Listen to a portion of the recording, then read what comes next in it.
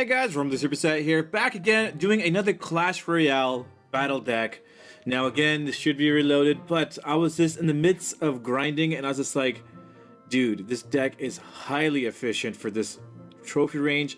So I would say 2,000 to probably 2,700-ish, because the reason why I say that is I was actually looking for a new deck. I was having trouble with my Hog Rider deck. It's fun, don't get me wrong, but it's just not always efficient. I do win normally more than I lose, but there are days where I lose a lot, and I was like, you know what, maybe there should be a better deck out there that I should use for the time being, and see if I can use that to kind of push myself a little bit higher first, before I start going back to the Hog Rider. So I was looking around, I went to like Trophy Royale, seeing if maybe there's some decks in there, or whatever it is, and then I'm like, I need to figure out what's a good deck for the 2,000 and up range to maybe 3,000. So I'm like, thinking, well, there is one person in my clan that is fairly high. It's Zesty Juicers. Now, I was like, that's proof enough to say that this deck has potential, right? So I'm like, let me see what he has. So I went ahead and looked at his deck. I'm like, I have the princess now. I want to use the princess. And he has it in his deck. And I was like, this is perfect. Let me go ahead and try this deck out and see how it works. Now, when I first started running this, I was about 2,100 trophies. I literally just sat down and grinded up to 2310 back to back to back with only one loss. So you can see here, I'm going to show you guys.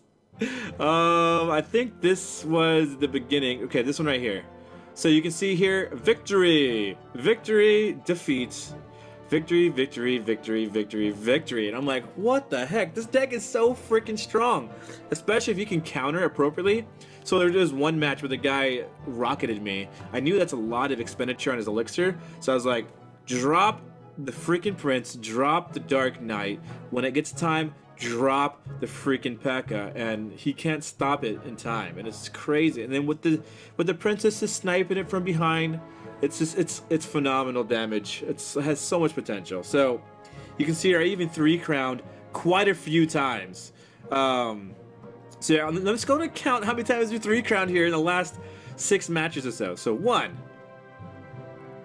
2, 3, 4 out of 6. Right, 1, 2, 3, 4, 5, 6, 7, 8. So half of my matches were 3 crowns. Whoops. Oh, that's a replay. That's okay. Whew, I thought I did something here. So at least half my matches were 3 crowns, which is a phenomenal turnaround for me. An average is that's pretty high. I normally, you can see here, I'll go to my account here. I have 252 wins and 64 3-crown wins. So to have half my victories just back to back be 3 crowns, that's crazy. But yeah, so this is the highest I've been, 2310. But anyways, let's go ahead and just go into the match here. Let's see if I can find some good ones. Some that are just like, I think there was a few in here that I got like an almost instantaneous win. Let's just do this last 3, since this is the one. These are the ones that I was the most versatile with the deck, giving a little bit more practice. So, all right. So what do we got here? So we have a level 9 versus level 9, looking good. So we have the princess on hand, we have the P.E.K.K.A. the wizard, and the spear goblins with the prince sitting on the backhand here. So we see the musketeer. I'm gonna lay down the princess to kind of just lay some damage down if need be, and if also the princess can shoot from the right to the left side if need be. So you can see here the princess changes direction to help assist, which is phenomenal, while my P.E.K.K.A., she's just barreling down the lane to do some heavy damage. Now, I did take a lot of damage, but my push I knew was going to be a lot stronger. And this is really where it goes by so freaking fast. Now, we're pushing hard. I'm going to go ahead and push on the left-hand side. He cannot do anything at this point. He has a fireball and a musketeer. And I think at this point, he's like, it's GG. This was this was the fastest 3-count I've ever gotten. It was one single push with a little bit of a shove on the left-hand side near the end. It was crazy. I was like, what the heck, bro? It's like, no way. Alright, so we're going to the next one here. This one wasn't a 3-crown. He's running the elixir here. the Elixir Collector. So I don't like Elixir Collector builds. They can be pretty nasty if ignored. I do make a mistake here. Now, I see the Elixir Pump. I'm testing the waters of the Princess. Not really thinking about the vulnerabilities of the Princess. So I threw down the Princess to take out the Elixir Collector. I think it was a smart idea. But then he threw it at a dragon. I was just like, oh, whoops. Bad idea. I was like, well, you know, I got some damage off of the Elixir, so whatever. So now I have the P.E.K.K.A going down. I let the dragon kind of pull aggro onto the P.E.K.K.A and then lay down my minion horde to take out the dragon. Now to take out his P.E.K.K.A, and he's going to fireball, so we're not going to get much damage here. We're going to get a few hits off with our minion horde, or one hit, and that's it. So we're looking pretty clean now. It's a clean slate. Elixir's looking almost the same. He has 5, I have 8, so I mean, or 6, and I have 8. But yeah, so we're telling each other, well played. Good sportsmanship going on here. I'm going to drop the Prince, Dark Prince combo here, and then probably throw down the Princess to kind of clear the wave. So here we go. Definitely the Prince is going to go down. And the Dark Prince gets nothing. And then my Princess goes down as well as my Spear Goblin. So again, it wasn't a great push. He gets some damage off himself on my tower here. We got the Wizard to kind of soak some of that damage down and take out the Ice Wizard. So there we go. So we're looking pretty equal. It's definitely a tougher match than the last one. Alright, so now we're going to be getting ready for an assault here. We got our P.E.K.K.A, we got our Prince, we got a Dark Knight sitting in the hangar bay there. So we're going to go ahead and probably lay down the P.E.K.K.A to kind of take some of the damage. Then we're going to go ahead and lay down the Dark Knight. Yeah, he's going to go charge in. Clean house here. So there we go. He's doing some nasty damage. Bam. The Hog Rider is going to get taken out. I'm going to go ahead and take him out with my Prince. He gets one hit off my tower, but I'm looking pretty good right here. With the Dark Prince and the Prince. And now we're going to go ahead and throw down the Lightning Spell. Take out everything we can. Bam, bam. Prince is going to clean house here. Take out the tower. We're going to lay down the Princess to kind of supplement that damage. And that is a tower for us. Bam. So there we go. Princess is going to go down. We're going to lay down another P.E.K.K.A to go ahead and block the damage from the Dark Prince. Lay down the Spear Goblins to kind of assist in taking out the units, or the troops. And we're looking mighty fine. Now we're throwing out a Prince. We're splitting the push here. We have the P.E.K.K.A going, so we might as well just start assaulting the left-hand side. The Prince and the Dark Knight are just shredding it. There's nothing that Wizard can do to stop this onslaught. And now the Princess, again, for the clutch, takes the tower. The Princess is phenomenal. I love it. She's a cheap card too, so it's really, really cool. It's not a 3-crown, but we definitely did our job. We didn't take much damage either, and we're able to safely take out 2 of his towers. Not too shabby. Let's go ahead and go into the final match here. We might even show the loss to kind of talk about why I lost. I like to do that. If I have a loss, I like to show it too, to kind of explain what not to do with this deck, or what potentially could be a hard counter to this deck. Generally, it's just because I'm not accustomed to the deck, so I can't really perform 24/7.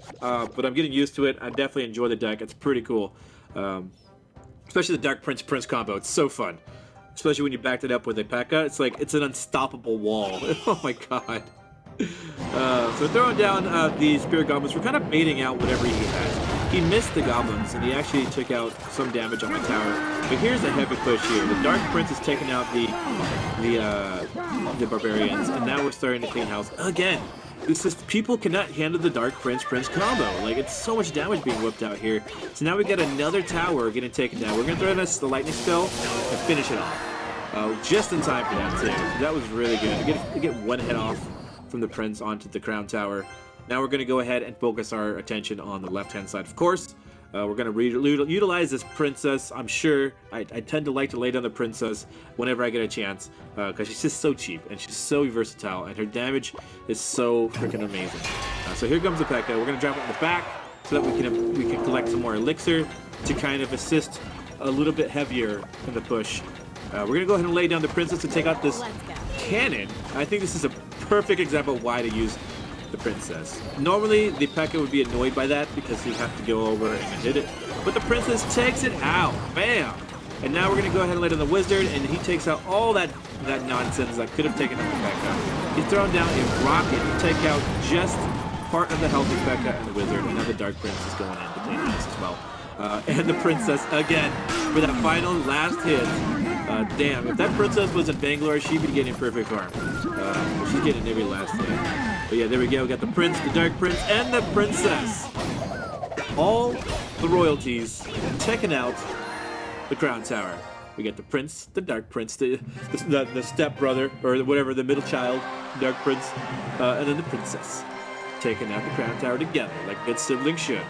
Alright, so there we go. Let's go ahead and look at the loss here. This is the sad part of the episode, guys.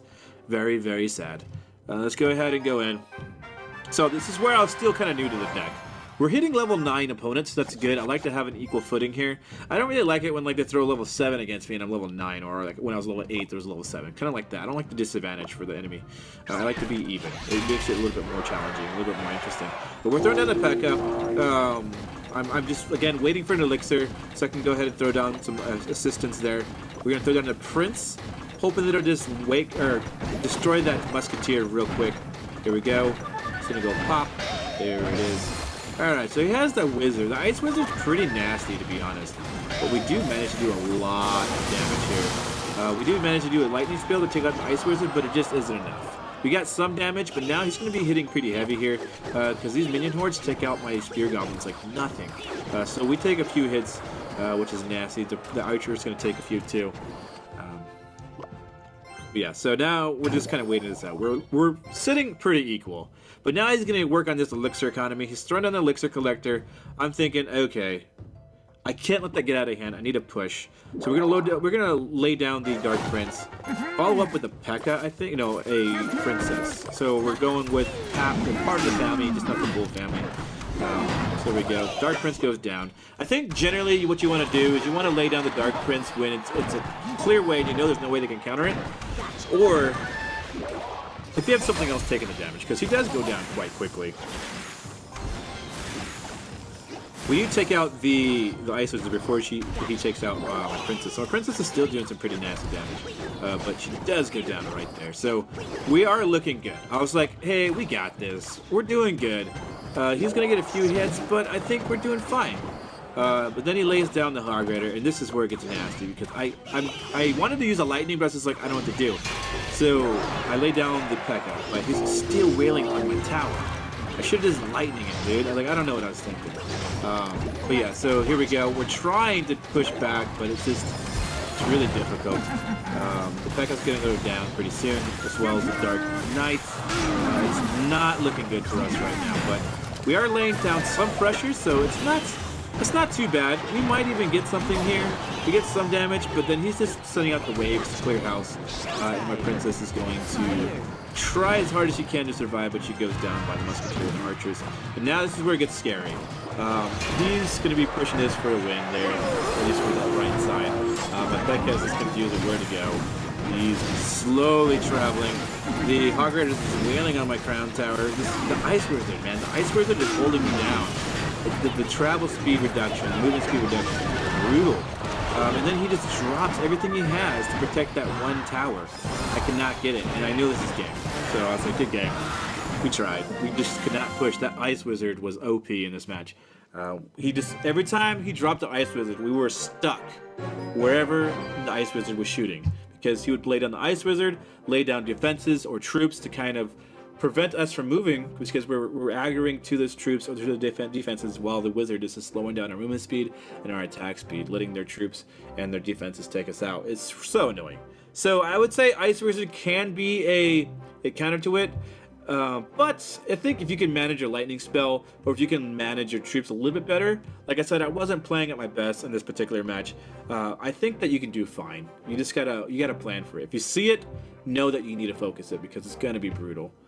But yeah, so there we go. That is the deck to run if you want to run from probably 2,000 to 2,700 trophies. I alone can tell you that it works phenomenally. I've literally just grinded 200 plus trophies in one sitting without much difficulty. It was crazy. It's not even like, I had that one match which is kind of difficult, but like a lot of these matches weren't even like a challenge. Not trying to insult these players. Players are probably pretty good. It's just this deck for this particular area and trophies is strong.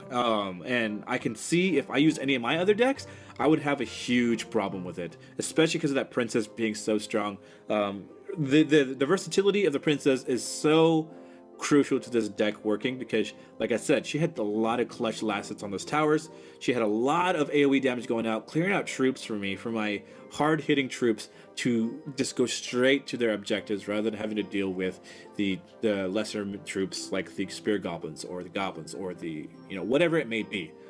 So it's definitely a great card to have. Yeah, so I'm probably gonna label this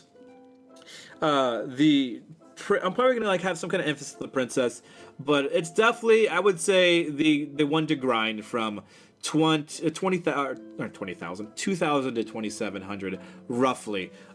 Given the fact that my guildmate has been using this for a while, it seems. I'm pretty sure I checked before when he was lower, and he was using a very, very similar deck, if I remember correctly. I could be wrong, but it doesn't matter because I'm literally living that particular past of his, being in the lower trophies, showing that it actually works and that he's still using it at 2,700. So I'm definitely gonna say this is the deck to run. I've never experienced a deck so strong that I would just say, yeah, this is the deck to run. I've had Ben say this is an OP deck. I use it. I'm just like, nah, it's horrible. You know, at least for my playstyle. And I truly feel this is a great one to use. So I'm probably gonna like put this in that same category as my rush to 1,700 trophies, because that deck I had there was great for the time, and I definitely want to see you guys rise in trophies as well. So I think this would be a great one to kind of reach for the skies here. The only problem is obviously the princess. If you can't get that princess, I'd highly suggest going maybe a musketeer or a ice wizard. If you don't have the ice wizard, just stick with the musketeer.